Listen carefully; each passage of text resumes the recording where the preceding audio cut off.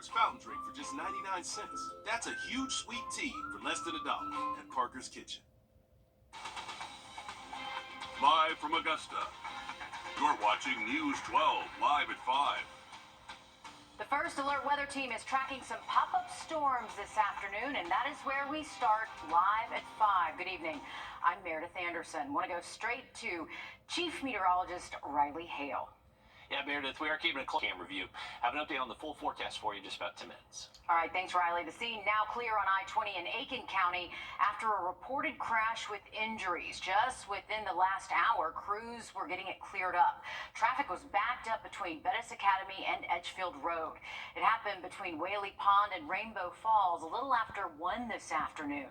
It caused the left lane of eastbound I-20 to be closed at mile marker 10. But again, that crash has been cleared up.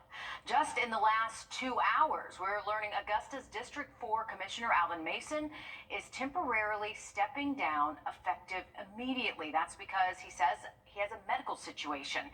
The announcement comes out of the Augusta Commission meeting today. Commissioner Mason says he's having back surgery. Francine Scott will take over District 4 in the meantime. An organization that raised thousands of dollars to support families and law enforcement who were injured or killed in the line of duty isn't around anymore. But as one group fades away, another organization is stepping up. Our Audrey Dickherber joins us now live with what that organization is and how it's helping law enforcement and their families. An organization has stepped up and is calling on the community to help them help others. Shields and Ladders is a newer nonprofit as of early last year. They're here to help all first responders across the CSRA, including deputies, jailers, firemen, EMS workers, and more. They'll help with anything ranging from food to even flying in family members. After the accident late Friday night when Trooper Zach Walker was hit head-on by a wrong-way driver, they decided to step up. And you may need help in that area, such as flying a parent in to take care of the other children while you recover, or house cleaning, or whatever that need is going to be for the first responders, so we can get them healthy and back on the road and protecting the communities. And coming up all new on News 12 at 6, we'll tell you more about how Shields and Ladders helps first responders and how you can make a difference at home, too. All right, Audrey, thanks for that information. A lot of people wanting to help that trooper. New today, 2 Burke County suspects facing charges under the newly enacted Austin's Law in the recent death of John Paul Cates. Deputies say the suspects, Charlie Daniel and John Phillips, are also facing drug possession and distribution charges. Austin's Law was named after Austin Walters, who was a victim of a fentanyl overdose. Under this law, people who unintentionally cause the death of someone involving fentanyl face felony charges. Both suspects are at the Burke County Detention Center tonight. The law was signed into effect by Governor Kemp in April of this year. One person is dead in Richmond County after a fatal crash on Old Savannah Road early this morning. Deputies say the driver was speeding and lost control of their car, crashing into a utility pole and rolling over.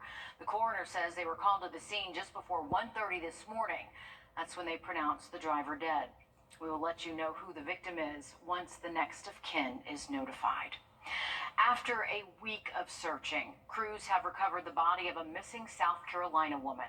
The Department of Natural Resources says they found 30-year-old Staff Sergeant Portia Griffin in Lake Greenwood yesterday afternoon. Griffin went missing back on May 25th after a tubing accident. They say she was not wearing a life jacket and did not resurface. Griffin was a member of the South Carolina National Guard and a recent nursing school graduate. A single crash in Greenville turned into a deadly deputy-involved shooting early Sunday morning, and now SLED is investigating. They found the suspect, Nicholas Popola, in a wooded area after the crash. They say Popola first told responders he had a gun and asked them to let them know when law enforcement arrived. When deputies got to the scene, they say he lifted up his shirt and reached for something in his waistband. That's when all 4 deputies fired at the suspect, killing him. Is that standard to have all 4 of them Yes. fire their weapon? It depends on the situation. It just depends on the situation. No deputies were injured, and that investigation is still ongoing. The city of Atlanta is entering day 5 of a boil water advisory after a water main break, but they're making some progress tonight. Some people do have running water, but others, they still have to boil it. Mayor Andre Dickens says the U.S. Army Corps of Engineers will have boots on the ground helping the city through this water crisis. His team made a map people can check to see if they still need to boil their water. They say the all clear could take one more day. Also in Atlanta, a National Park Service says an 83-year-old South Carolina woman was seriously injured after she was attacked by a bison at Yellowstone National Park. It happened at Yellowstone Lake Saturday. They say the bison was defending its space, and when it went up to the lady and lifted her about a foot off the ground with its horns. The woman was from Greenville, and she was airlifted to a hospital, but there's no word on her condition tonight. The National Park says the visitor's responsibility, it is theirs to keep their distance from wild animals. Tomorrow, South Carolina lawmakers will return to Columbia for the day to elect the state's new Supreme Court justice. But while they're in session at the State House, we could see a push to finalize a major bill that could impact millions of South Carolinians and their access to health care services. Our State House reporter Mary Green has the details on why many say this bill is needed, but why some say it could be difficult to get done this year. On the final day of South Carolina's legislative session last month, a bill to restructure the state's health agencies died on a procedural maneuver, despite passing both the Senate and the House with overwhelming support. Now some here at the State House, including the governor, are calling on lawmakers to revive this bill, but that could be easier said than done. With that, last month, the South Carolina General Assembly wrapped up its regular legislative session for the year. But lawmakers will sporadically be back in Columbia over the next month to take up matters outlined in this agreement called the Sine Die Resolution. It lists the reasons for which lawmakers can be called back into session, like finalizing the budget. Not included in it is a bill to merge these 6 state health agencies into one, but some want to see that changed. Often people who need help go from one place to the other, and it's they feel like they're just on a merry-go-round or a revolving door. They never get anywhere. It's an entreaty Governor Henry McMaster has made multiple times over the last few weeks to the General Assembly to amend this resolution to include the restructuring bill. If lawmakers don't, they won't be able to take it up until next January at the earliest. We cannot wait another day. But Senate Republican leader Shane Massey says despite the overwhelming support for the bill, tacking it onto the resolution is not easy.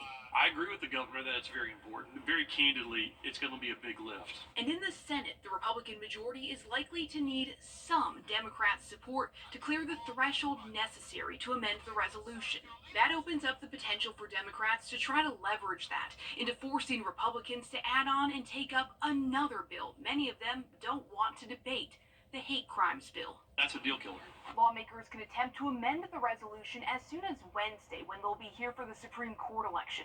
But they can also try later this month when they're scheduled to be back in session for other matters. Reporting from the State House, I'm Mary Green. Supporters of the bill say they need to get it done as soon as possible, citing a recent report that found South Carolina's public health service delivery system is the most fractured in the nation. And they say the potential failure to get this done, coupled with next month's split of the Department of Health and Environmental Control, could create some chaos within state agencies. Language barriers in healthcare. It can make a lot of things a lot harder than they should be. We take a look at a big reason for that coming up. Riley? Well, we are tracking some heavy rain on the south side, right at the corner of Tobacco Road and Windsor Spring Road is where we're tracking a heavy downpour. Have a look at some other ones on our radar network and that forecast just after the break. Time and temp, brought to you by your First Alert weather team.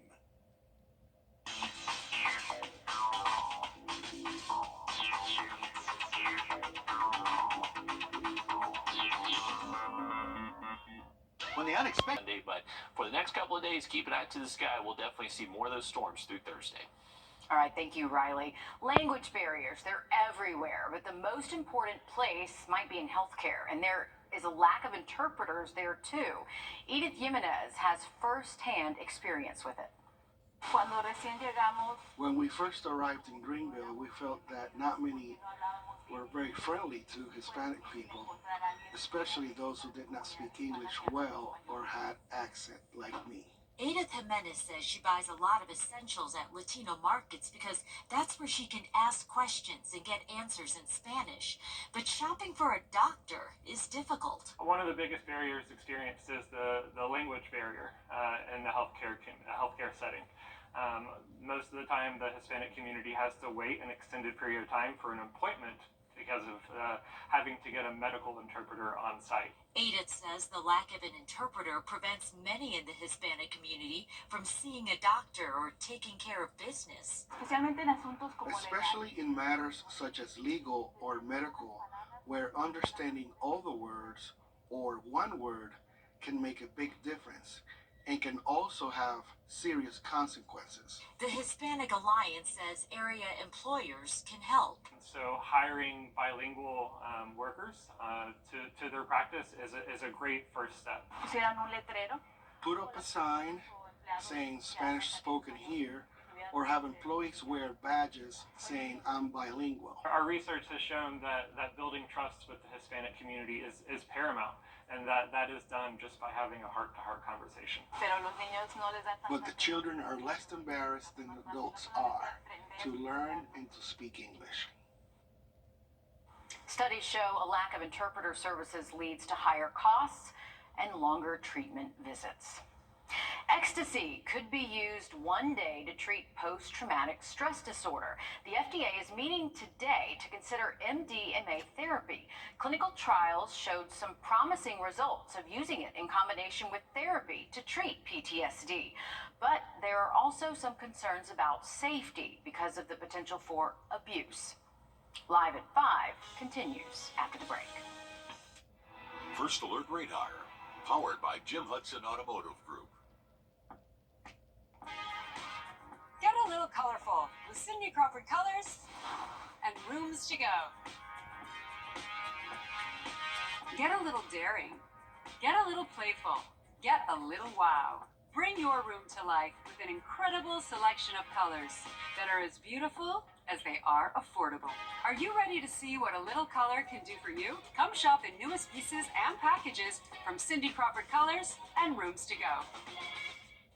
Some things are just Years as the CSRA's favorite roofing company. Grant Me Hope, sponsored by the Eichholz Law Firm. In today's Grant Me Hope, we're featuring Karma. She is looking for a place to call home. Here's her story. My name is Karma and I'm 14 years old. I like self-care. I like to get my hair done. I like to get my nails done. I like clothes. I like shoes. I like to journal. I'm in 9th grade, and so how school works, where I'm currently placed at, is on campus, and we go on this site called Ingenuity, and that's basically where our classes are. The teachers, they make it really interactive with us, and they make it really fun. I want to be a travel nurse. I just like the thought of being able to, if somebody comes into the emergency room and they're like, oh, I need this, it just comes to your head, and you can be able to diagnose and help people. And then you just get to travel around the world, so you get to meet different people, see different things. I feel like that's really fascinating, and I really like to help people, so that's definitely something I want to be. A perfect family for me, I'm okay with mom and dad. My siblings, maybe younger or maybe older. I feel like a perfect home could help me be a better me. Adoption means to me taking somebody else under your wing and saying, hey, I understand what you're going through and I want to help you, and I want you to be able to live the life that you couldn't have. I just hope that wherever I go, that it would be a nice fit for me, because I've been in and out of foster care since I was 2 years old. This forever home can be something that I can stick to, and that I can be able to build upon people in the household, and I can be treated like I'm actually in the family.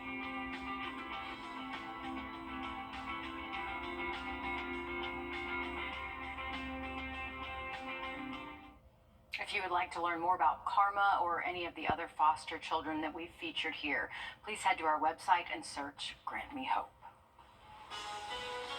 All right, thank you for that, Mayor. Here's a live look from our Wheeler Road Camp. You can see a very good downpour over South Augusta from our vantage point just off I-20 and Wheeler Road. Have a look at the rest of the forecast just after the break. But first, let's take a look at our winner for our latest Plunkett Heating and Air Sunshade giveaway. Congratulations to Tracy Johnson from Sardis. To get your own sunshade, all you have to do is go to wrdw.com and click on contest. Have another look at radar and that forecast just after the break. Cars are Helipsa. Don't forget you get migraine medicine. I'm so proud to be here at Piedmont Hospital and enjoy the people that I work with. What makes me proud of my team is to see them all grow and learn. I cannot think of any other place in this city that I would want to work. Emery is always there. He's a straight leader. I love my people here. I love the job. With Surgical Services, we have a good team where everybody has good relations with one another. When you love where you work and you love the people you work with, you cherish it and you don't ever want to lose it. We are proud to be Piedmont. Trust Chief Meteorologist Riley Hale for your first alert. Parker's Kitchen is proud to partner with the Wounded Warrior Project to ensure that local injured veterans receive the life-changing programs and services they need. Please round up at checkout and we'll match your donation. You're watching News 12 live at 5. Continues. Our first alert weather team is tracking some pop-up showers this afternoon. Some heavy downpours, too, to talk about. Good evening. I'm Meredith Anderson. Let's check in with First Alert Chief Meteorologist Riley Hale. Riley, we're seeing a lot of rain out there in some places. We are, Meredith. All right, thanks for that, Riley. It's been several weeks since talks began for an audit of the Augusta Parks and Rec Department. Today, that audit was back on the table. Our Will Rio is here to break down what they talked about today. He joins us now live in the newsroom. Will. Well, after weeks of discussing who to choose to take up the lead on the audit for the Parks and Rec Department, there is still no decision here. Commissioners voted to send the issue back to the Finance Committee after about a 35-minute debate today. This comes after commissioners fired questions at the city's procurement director at last week's Finance Committee meeting. UHY advisor Mid-Atlantic was recommended to commissioners as the firm to do that audit, but there were questions about how and when they were chosen. Before UHY was picked, Markham LLP was awarded that bid. The city interim administrator says the UHY bid was delivered by UPS on May 7th at 8:02 a.m. before the procurement department opened. UPS took the package back to their warehouse and delivered it on May 8th, the very next day. The evaluation committee was not aware of that UHY bid. They met again and ultimately picked UHY as the winner of the bid. Now, UHY's bid was around half the cost of Markham LLP's cost. Several commissioners asked to see timestamps of when that bid was accepted, but they were denied. Here's what Commissioner Jordan Johnson said on that issue. We keep talking about unity and we keep talking about doing things right up here, but we're arguing about a bid process that went through the proper process that was right, and now we want to cancel both and go back out, and everybody who says it wasn't done right can't even point to how it was done wrong. Mayor Pro Tem Brandon Garrett argues that they were not allowed to see the details of when that bid was accepted. The city's attorney stated the commission could be getting too involved with the procurement process. It's the administrator's job on the evaluation committee to voice their concerns for commissioners. Also, if the commission decided to go with a firm not awarded the bid by procurement, it could be opening the doors to a legal risk for the city. We're continuing to track down more information. We'll have more from you, all new on News 12 at 6 o'clock. Still a lot of questions here, Meredith. Yeah, a lot of questions in a very messy situation. Thanks, Will, for sorting all of this out for us. A Washington County deputy is undergoing surgery after he was seriously injured responding to a request for backup. Deputies say the deputy was responding to a chase when they lost control of their car and hit a tree. This happened last night on State Route 24 near Ridge Road in some heavy rain. First responders say the deputy was trapped inside the car and they had to cut him out. The Georgia State Patrol is now investigating. Attorney General Merrick Garland testified before a life-saving resource passed on to children fighting for their lives. A child cancer warrior says she found an unlikely weapon in her fight. Reporter Abby Kasoris unveils how she's passing it on to others. Taylor Brown says this guitar is as good as medicine. Diagnosed with a rare blood disorder, this Augusta teen needed a bone marrow transplant and found her hope here at Children's Healthcare of Atlanta in their music therapy program. I know that it helped me a lot personally, just looking at our little calendar and being like, oh, I have therapy on Tuesday. That was a good thing. Her father gifted her a guitar. With the help of music therapists and her doctors, playing became a welcome distraction. 3 years after the bone marrow transplant, she returned to the spot where her love of music began. Through Make-A-Wish, she is gifting instruments to other patients who might not have an instrument of their own.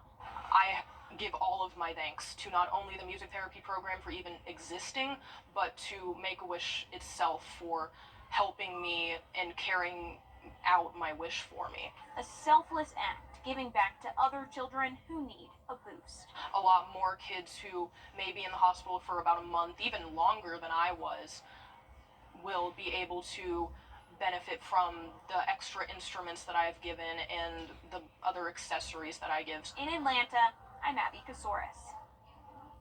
Music is some powerful medicine. Good for her and that gift of giving it forward.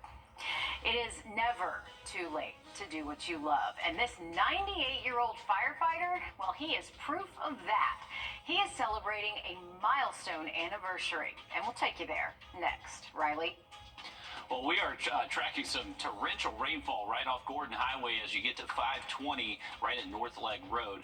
We are tracking more storms on our radar network. Have an update for you in that full forecast just after the break. Time and temp, brought to you by your First Alert weather team. This is not you. Every day, someone celebrates a birthday. Every day, someone's late to work. And every day, George Sink Injury Lawyers is here for you. We're a veteran-owned law firm committed to serving those who have been hurt in a car wreck. If you've been hurt, call all nines now. That's 999-9999.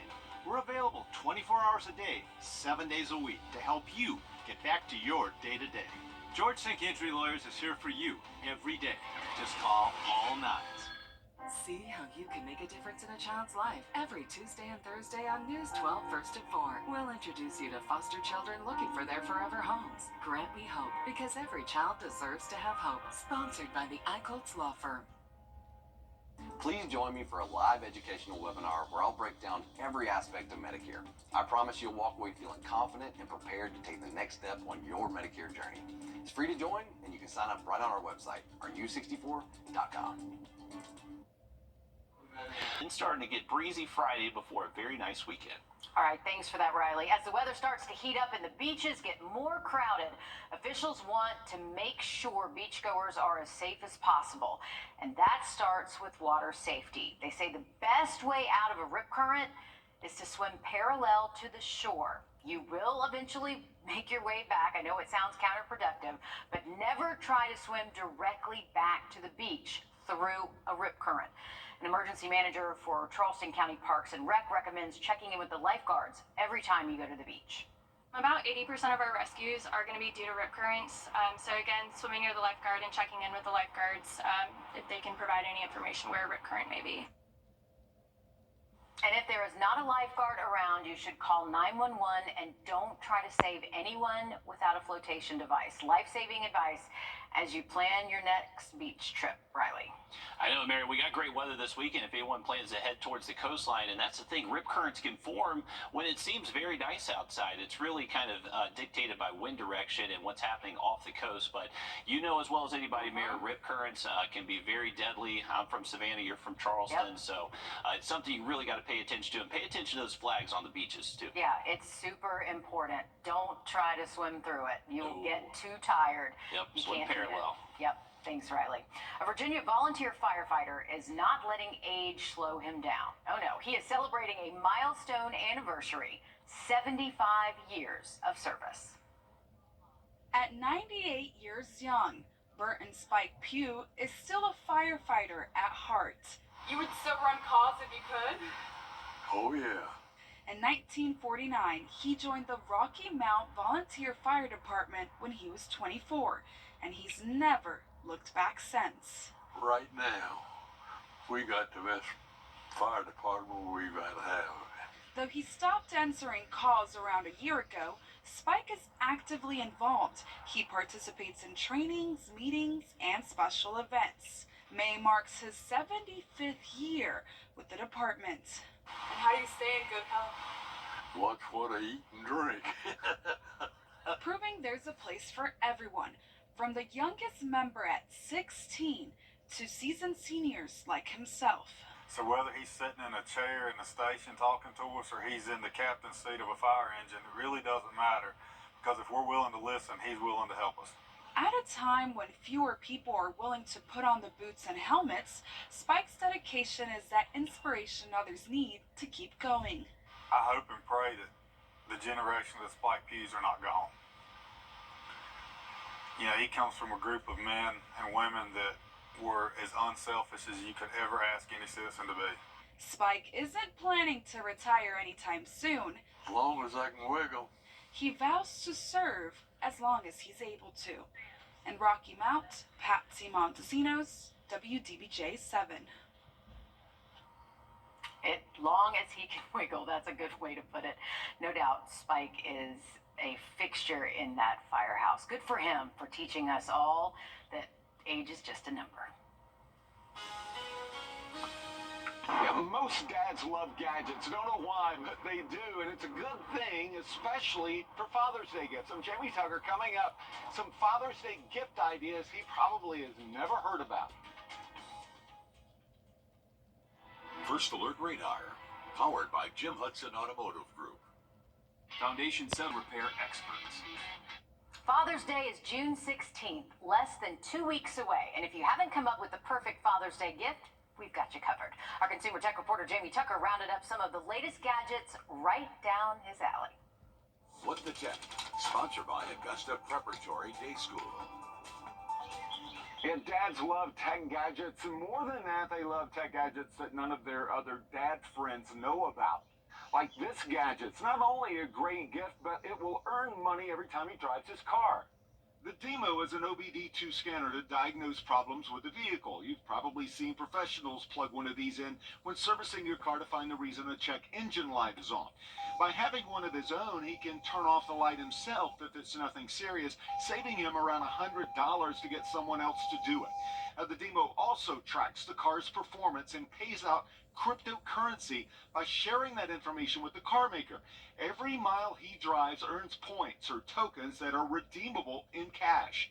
A dash camera is a good investment, as many insurance companies now accept video recordings and claims. If someone hits your car, you have proof it wasn't your fault.